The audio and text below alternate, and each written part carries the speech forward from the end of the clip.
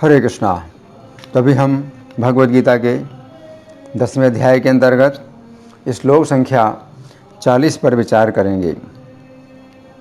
नान्तोस्ति मम दिव्यानां विभूतीनां परन्तप एष तोद्देशतः प्रोक्तो विभूतेर्विस्तरो मया। तो यहाँ पर भगवान कह रहे हैं कि हे परंतप, नान्तोस्ति मम दिव्यानाम, न अंतो अस्ति, अंत नहीं है। किसका अंत नहीं है? मम दिव्यानाम विभूति नाम, मेरे दिव्य विभूतियों का अंत नहीं है। एस तु उद्देश्यतः प्रोक्तो, तो यह तो जो कुछ बताया गया है उद्देश्यतः, उदाहरण स्वरूप बताया गया है, उदाहरण देने के लिए। विभूतेर विस्तरो मया, मेरी विभूतियों का जो विस्तार है तो वो मेरे द्वारा उदाहरण स्वरूप बताया गया है। तो जब उदाहरण दिया जाता है तो किसी बात का अगर उदाहरण दिया जाता है तो वो उदाहरण तो एक ही होता है, लेकिन वास्तव में वो जो घटनाएं हैं वो बहुत होती हैं। किसी भी घटना का हम उदाहरण देते हैं तो घटनाएं तो इस तरह की बहुत सी होती हैं, हम उदाहरण देने के लिए किसी एक घटना की बात करते हैं। तो यहाँ पर भगवान कह रहे हैं कि मैंने तो केवल उदाहरण दिया है, अपनी विभूतियों के विस्तार का उदाहरण दिया है। अब हम सुनेंगे प्रभुपाद तात्पर्य में क्या लिखते हैं। श्रील प्रभुपाद की जय। जैसा कि वैदिक साहित्य में कहा गया है, यद्यपि परमेश्वर की शक्तियाँ तथा विभूतियाँ अनेक प्रकार से जानी जाती हैं, किंतु इन विभूतियों का कोई अंत नहीं है। अतएव समस्त विभूतियों तथा शक्तियों का वर्णन कर पाना संभव नहीं है। अर्जुन की जिज्ञासा को शांत करने के लिए केवल थोड़े से उदाहरण प्रस्तुत किए गए हैं। तो यहाँ प्रभुपाद का तात्पर्य समाप्त हुआ। अब हम सुनेंगे श्री भगवान ने कहा में इसकी कैसी व्याख्या हुई है। पिछले श्लोक तक श्री कृष्ण ने कुल मिलाकर अपनी 82 विभूतियों का वर्णन किया है। अब अर्जुन के मन में प्रश्न उठा कि श्री कृष्ण ने अभी तक जिन 82 विभूतियों का वर्णन किया है, ये विभूतियाँ तो अत्यंत दिव्य हैं, परंतु क्या इन विभूतियों के अतिरिक्त अन्य भी श्री कृष्ण की विभूतियाँ हैं? अंतर्यामी होने के कारण श्री कृष्ण अर्जुन के प्रश्न को समझ गए। अतः उन्होंने इस श्लोक में बताया है कि उनकी दिव्य विभूतियों का कोई अंत नहीं है। इस श्लोक में श्री कृष्ण की 2 अत्यंत महत्वपूर्ण शिक्षाएं हैं, जिनकी हम क्रम पूर्वक चर्चा करेंगे। तो पहली शिक्षा क्या है? श्लोक की प्रथम पंक्ति के शब्द हैं, न अंतः अस्ति मम दिव्यानाम विभूतीनाम परंतप, अर्थात हे परंतप, मेरी दिव्य विभूतियों का अंत नहीं है। तो यहाँ पर श्री कृष्ण अर्जुन के लिए परंतप शब्द का प्रयोग कर रहे हैं। परंतप शब्द 2 शब्दों से मिलकर बना है, परम तथा तप। परम शब्द का अर्थ है शत्रु तथा तप का अर्थ है तपाने वाला। इस प्रकार परंतप शब्द का अर्थ हुआ ऐसा व्यक्ति जो अपने शत्रुओं को तपाता है, अर्थात पीड़ित करता है। तो यहाँ पर श्री कृष्ण अर्जुन को परंतप के नाम से संबोधित कर रहे हैं, क्योंकि अर्जुन अपने शत्रुओं को अत्यंत पीड़ित करते हैं। महाभारत के वन पर्व के अंतर्गत अध्याय संख्या 172 में वर्णन आता है कि जिस समय इंद्र की आज्ञा से अर्जुन निवात कवच नामक असुरों के साथ युद्ध करने के लिए गए, उस समय अर्जुन के बाणों से त्रस्त होकर वे सभी अपनी अंतर्धानी माया से अंतर्धान हो गए। ऐसी स्थिति में अर्जुन किसी को भी देख नहीं सकते थे। उस समय अर्जुन के गांडीव धनुष से छूटे हुए बाण विधिवत प्रयुक्त दिव्यास्त्रों से प्रेरित हो जहाँ जहाँ वे दैत्य थे वहीं जाकर उनके सिर काटने लगे। अब वे दैत्य सहसा अपने नगर में घुस गए। उस समय अर्जुन के बाणों से लाखों दानव मरे हुए दिखाई दिए। अब निवात कवचों ने अदृश्य रूप से पत्थरों की वर्षा आरंभ कर दी। कुछ भयंकर दानवों ने अर्जुन के घोड़ों के पैर तथा रथ के पहिए पकड़ लिए। ऐसी स्थिति में अर्जुन ने वज्रास्त्र का प्रयोग किया। फिर वज्र के वेग से मारे गए वे पर्वताकार दानव एक दूसरे का आलिंगन करते हुए धराशायी हो गए। वहाँ मरकर गिरे हुए पर्वताकार निवात कवच इधर उधर बिखरे हुए पर्वतों के समान जान पड़ते थे। वहाँ का सारा प्रदेश लाशों से पट गया था। इस प्रकार अर्जुन ने अपने पराक्रम से उन असुरों का वध किया जिन्हें सभी देवता मिलकर भी नहीं मार सकते थे। इसलिए श्री कृष्ण अर्जुन को परंतप के नाम से संबोधित कर रहे हैं। तो यहाँ पर श्री कृष्ण कह रहे हैं कि उनकी दिव्य विभूतियों का अंत नहीं है। इस श्लोक के तात्पर्य में श्रील प्रभुपाद लिखते हैं, जैसा कि वैदिक साहित्य में कहा गया है कि यद्यपि परमेश्वर की शक्तियाँ तथा विभूतियाँ अनेक प्रकार से जानी जाती हैं, किंतु इन विभूतियों का कोई अंत नहीं है।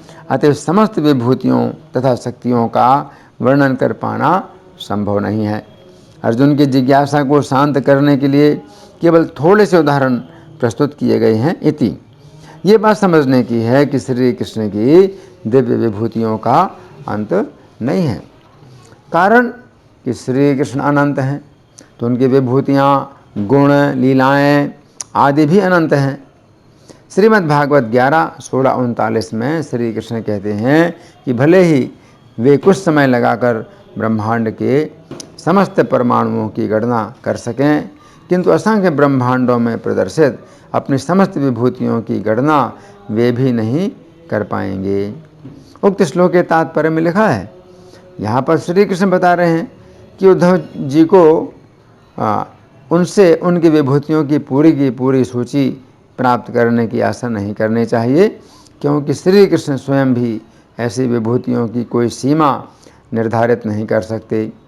श्रील जीव गोस्वामी के अनुसार श्री कृष्ण प्रत्येक परमाणु के भीतर हैं, अतएव वे आसानी से परमाणुओं की संख्या तो गिन सकते हैं, परंतु सर्वज्ञ होते हुए भी वे अपनी विभूतियों की सही संख्या नहीं बतला सकते हैं, क्योंकि वे अनंत हैं। यहाँ पर श्री कृष्ण अर्जुन से कहना चाहते हैं कि हे अर्जुन, जिस प्रकार वर्षा की धाराओं की गिनती नहीं हो सकती है, उसी प्रकार मेरे विभूतियों की भी गिनती नहीं हो सकती है। जिस प्रकार पृथ्वी पर तृण के अंकुरों की गिनती नहीं हो सकती है, उसी प्रकार मेरी विभूतियों की गिनती नहीं हो सकती है। जिस प्रकार महासमुद्र में लहरों की गिनती नहीं हो सकती है, उसी प्रकार मेरी विभूतियों की गिनती नहीं हो सकती है। तो यहाँ पर श्री कृष्ण कह रहे हैं कि उनकी विभूतियाँ अनंत हैं। ये बात समझने की है कि श्री कृष्ण की प्रत्येक वस्तु अनंत है। चैतन्य चरितामृत मध्य लीला के अंतर्गत अध्याय संख्या 21 में वर्णन आता है कि श्री कृष्ण के गोलोक धाम के नीचे परव्योम है, जिसमें असंख्य वैकुंठ लोक हैं, जिनका नियंत्रण श्री कृष्ण की असंख्य विस्तारों के द्वारा होता है। भौतिक आकाश में अनंत ब्रह्मांड है तथा प्रत्येक ब्रह्मांड में अनंत जीवात्माएं हैं। वास्तव में ब्रह्मांडों की संख्या का पता लगा पाना बहुत कठिन है। प्रत्येक ब्रह्मांड के अपने अपने ब्रह्मा तथा शिव होते हैं, इसलिए इनकी भी कोई गिनती नहीं है। जिस समय श्री कृष्ण द्वारका में थे, उस समय ब्रह्मा जी उनमें मिलने के लिए आए। अच्छा, उनसे मिलने के लिए। द्वारपाल ने जिस समय श्री कृष्ण को सूचना दी कि ब्रह्मा जी उनसे मिलने के लिए आए हैं, उस समय श्री कृष्ण ने पूछा, कौन से ब्रह्मा हैं, उनका नाम क्या है? इति उस समय द्वारपाल ने लौटकर ब्रह्मा जी से पूछा, आप कौन से ब्रह्मा हैं? ब्रह्मा जी ने कहा, मैं चतुर्मुख ब्रह्मा हूँ, जो कुमारों का पिता हूँ। अब जिस समय ब्रह्मा जी श्री कृष्ण से मिले, उस समय ब्रह्मा जी ने पूछा, हे श्री कृष्ण, क्या मेरे अतिरिक्त कोई अन्य ब्रह्मा भी हैं? उस समय श्री कृष्ण ने अपने मन से असंख्य ब्रह्माओं को बुलाया। किसी ब्रह्मा के 10 सिर थे, किसी के 20, किसी के 100, किसी के 1000, किसी के 10,000, तो किसी के 1,00,000, किसी के 1 करोड़ तथा किसी के 1 अर्बुद सिर थे। उनके मुखों की भी गणना भी कोई नहीं कर सकता है। उस समय वहाँ अनेक शिव आए, जिनकी लाखों करोड़ों सिर थे, अनेक इंद्र भी आए, इनके भी शरीरों में लाखों करोड़ों नेत्र थे। जिस समय इस ब्रह्मांड के ब्रह्मा जी ने देखा कि श्री कृष्ण की विभूतियों की कोई संख्या ही नहीं है, तो वे अत्यंत चकित रह गए। तो यहाँ पर श्री कृष्ण कह रहे हैं कि उनकी विभूतियों का कोई अंत नहीं है। तो यहाँ पर श्री कृष्ण कह रहे हैं कि उनकी विभूतियाँ अनंत हैं। भागवत 11:4-2 में कहा गया है कि अनंत भगवान के अनंत गुणों का वर्णन करने या उन्हें गिनने का प्रयास करने वाले व्यक्ति की बुद्धि मूर्ख बालक जैसी होती है।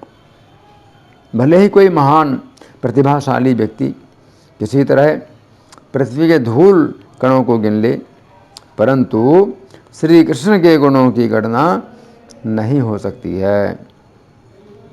उक्त श्लोक के तात्पर्य में लिखा है, कहा जाता है कि स्वयं भगवान अनंत देव अपने 1000 मुखों से भगवान का यश पूरी तरह से वर्णन नहीं कर सकते हैं। यहाँ पर दिया गया उदाहरण अत्यंत उत्तम है। कोई भी व्यक्ति पृथ्वी के कणों को गिन पाने की आशा नहीं रखता, अतएव उसे अपने क्षुद्र प्रयास से भगवान को समझने का प्रयास नहीं करना चाहिए। उसे विनीत भाव से इस ज्ञान को सुनना चाहिए जिसे स्वयं ईश्वर ने भगवत गीता में कहा है, और इस तरह उसे धीरे धीरे श्रीमद् भागवत श्रवण करने की अवस्था प्राप्त करनी चाहिए। चैतन्य महाप्रभु के अनुसार सागर की एक बूंद को चखकर सारे सागर के स्वाद का पता लगाया जा सकता है। उसी तरह भगवान के विषय में विनीत भाव से श्रवण करके व्यक्ति परम सत्य को गुणात्मक दृष्टि से जान सकता है। ये ज्ञान मात्रा की दृष्टि से कभी पूरा नहीं हो सकता है। इति। अब दूसरी शिक्षा है। इस श्लोक की दूसरी पंक्ति के शब्द हैं, एष तु उद्देश्यतः प्रोक्तः विभूतेः विस्तरः मया। अर्थात मैंने तो तुमसे अपनी विभूतियों का संकेत मात्र ही कहा है। इस श्लोक संख्या 18 में अर्जुन ने श्री कृष्ण से कहा था कि वे अपनी विभूतियों का वर्णन विस्तार से करें। उस समय श्लोक संख्या 19 में श्री कृष्ण ने कहा था कि वे अपनी विभूतियों का वर्णन प्रधानता से करेंगे, क्योंकि उनके विस्तार का अंत नहीं है। ऐसा कहकर श्री कृष्ण ने अर्जुन की जिज्ञासा के कारण कृपा पूर्वक अपनी कुछ विभूतियों का वर्णन किया। अब यहाँ पर श्री कृष्ण कह रहे हैं कि हे अर्जुन, मैंने जो तुम्हें अपनी कुछ विभूतियाँ बताई हैं, तो इसमें मेरा उद्देश्य केवल तुम्हें इनका परिचय कराने के लिए है। वैसे मेरी शेष विभूतियों का विस्तार असीम है, उनको तुम कितना सुनोगे और मैं तुम्हें कितना बतलाऊंगा। तो यहाँ पर श्री कृष्ण कह रहे हैं कि उन्होंने अर्जुन को जो अपनी विभूतियाँ बताई हैं, ये केवल संकेत के लिए बताई हैं। श्री कृष्ण के गुण अनंत हैं, उनकी विभूतियाँ अनंत हैं, उनकी शक्तियाँ अनंत हैं, उनकी लीलाएँ अनंत हैं। ब्रह्म वैवर्त पुराण के श्री कृष्ण जन्मखंड के अंतर्गत अध्याय संख्या 42 में वर्णन आता है कि धर्म देवता ने श्री कृष्ण की स्तुति इस प्रकार की, जो धर्म को भी धर्म का ज्ञान कराने में समर्थ हैं, उन श्री कृष्ण को नमस्कार है। जो काल की भी गणना करने में समर्थ हैं, उन श्री कृष्ण को नमस्कार है। जो सृष्टा की भी सृष्टि करने में समर्थ हैं, उन श्री कृष्ण को नमस्कार है। जो संहारता का भी संहार करने में समर्थ हैं, उन श्री कृष्ण को नमस्कार है। जो शत्रु को भी मित्र बना सकते हैं, उन श्री कृष्ण को नमस्कार है। जो कलह को भी उत्तम प्रेम में परिणत कर सकते हैं, उन श्री कृष्ण को नमस्कार है। जो सभी को शाप, वर, सुख, दुख, संपत्ति और विपत्ति भी देने में समर्थ हैं, उन श्री कृष्ण को नमस्कार है। जिन्होंने प्रकृति को प्रकट किया है, जिन्होंने ब्रह्मा तथा शिव को भी प्रकट किया है, उन श्री कृष्ण को नमस्कार है। जिन्होंने दूध को श्वेत बनाया है, जल को शीतल बनाया है तथा अग्नि को प्रज्वलित बनाया है, उन श्री कृष्ण को नमस्कार है। जो सर्व बीज स्वरूप हैं, सबकी अंतरात्मा हैं तथा समस्त जीवों के बंधु स्वरूप हैं, उन श्री कृष्ण को नमस्कार है इति। तो यहाँ पर श्री कृष्ण कह रहे हैं कि उनकी विभूतियों का अंत नहीं है। उन्होंने ये वर्णन संक्षेप से किया है। तो ये समझने की बात है कि श्री कृष्ण समस्त वेदों के सुमधुर सार हैं। लक्ष्मी जी के द्वारा उनके चरणों की सेवा होती है तथा शिव जी तथा ब्रह्मा जी भी उनका सदा गुणगान करते हैं। श्री कृष्ण सभी देवताओं के रक्षक हैं तथा पक्षीराज गरुड़ उनके वाहन हैं। उनका ज्ञान अनंत है। सभी मुनिगण श्री कृष्ण का ही आश्रय लेते हैं। धीर पुरुष अपनी बुद्धि से श्री कृष्ण का ही ध्यान करते हैं तथा अपने कर्ण छिद्रों से उनकी कथा का रस पीते हैं। श्री कृष्ण की ही माया से सभी जीव बंधे हुए हैं तथा उन्हीं की शरण लेने से जीव माया जाल से छूटते हैं। ऐसे अनंत शक्ति से संपन्न श्री कृष्ण का हमें चिंतन करना चाहिए। इस श्लोक के बंगाली पद्यानुवाद में श्रील प्रभुपाद लिखते हैं, आमार वे भूति दिव्य नाही तार अंत, संक्षेपे बलिनो सब सुन हे तपंत। तो यहाँ पर श्री कृष्ण अर्जुन से कह रहे हैं, आमार विभूति दिव्य देह नाही अंत, अर्थात हे अर्जुन मेरी विभूतियों का अंत नहीं है, परंतु मैं अपने भक्तों को अपनी विभूतियों का अपनी विभूतियों की अनुभूति कराता रहता हूँ, अतः तुम मेरे भक्त बनो। तो यहाँ पर भगवान क्या कह रहे हैं कि ना अंतोस्ति मम दिव्यानाम विभूतिनाम परंतप है। तो अर्जुन को भगवान परंतप के नाम से संबोधित कर रहे हैं। तो परंतप का एक अर्थ तो यही है कि जो शत्रुओं को तपाए, है ना। लेकिन दूसरा अर्थ भी है। क्या अर्थ है? जिसकी तपस्या बहुत तीव्र हो उसको परंतप कहते हैं। तो अर्जुन की तपस्या भी बहुत तीव्र है। अर्जुन के लिए परंतप के दोनों अर्थ मिल रहे हैं, दोनों अर्थ मिल रहे हैं। तो परंतप का जो एक अर्थ है कि जो अपने शत्रुओं को तपाते हैं, तो इसमें हमने कुछ उदाहरण दिया। अर्जुन ने जो युद्ध किया था, नेवात कवचों से युद्ध किया था, तो उसमें अर्जुन का कितना पराक्रम पता चलता है। तो ये एक उदाहरण हमने दिया। और दूसरा परंतप का दूसरा अर्थ है वो क्या है कि जिसकी तपस्या परम हो, यानी बहुत श्रेष्ठ। तो अर्जुन की तपस्या बहुत श्रेष्ठ है। लेकिन यहाँ पर भगवान कह रहे हैं कि कोई चाहे जितनी भी तपस्वी हो, लेकिन वो भगवान की विभूतियों का वर्णन नहीं सुना सकता और ना ही ये समझ सकता है। तो परंतप अर्जुन यद्यपि बहुत श्रेष्ठ तपस्या वाले हैं, लेकिन यहाँ से इस श्लोक से ये पता चलता है कि चाहे कोई कितनी भी अधिक तपस्या क्यों ना कर ले, परंतु श्री कृष्ण को जानने में समर्थ नहीं होता है। तो श्री कृष्ण को जानने के लिए ज़रूरी है कि कोई व्यक्ति शुद्ध भक्ति की संगति करे। शुद्ध भक्ति की संगति में हम श्री कृष्ण को जान सकते हैं, समझ सकते हैं। तो परंतप अर्जुन की तपस्या बहुत श्रेष्ठ है। जैसे कि स्वर्ग में जब गए अर्जुन, तो उर्वशी उन्हें पूरा अवसर दे रही थी कि अर्जुन भोगें उर्वशी को, लेकिन अर्जुन ने उर्वशी को नहीं भोगा। यहाँ तक कि उर्वशी के जीवन में पहली बार ये घटना हुई कि किसी ने उसका तिरस्कार किया। तो अर्जुन ही एक ऐसे तपस्वी निकले जो कि उर्वशी को भी निराश कर सके। उर्वशी को कोई निराश नहीं कर सकता है। तो क्यों? क्योंकि अर्जुन की तपस्या कैसी है? परम बहुत श्रेष्ठ उनकी तपस्या है। इसलिए भगवान कहते हैं नान्तोस्ति मम दिव्या नाम विभूति नाम परंतप, कि मेरी विभूतियों का, मेरी दिव्य विभूतियों का अंत नहीं है।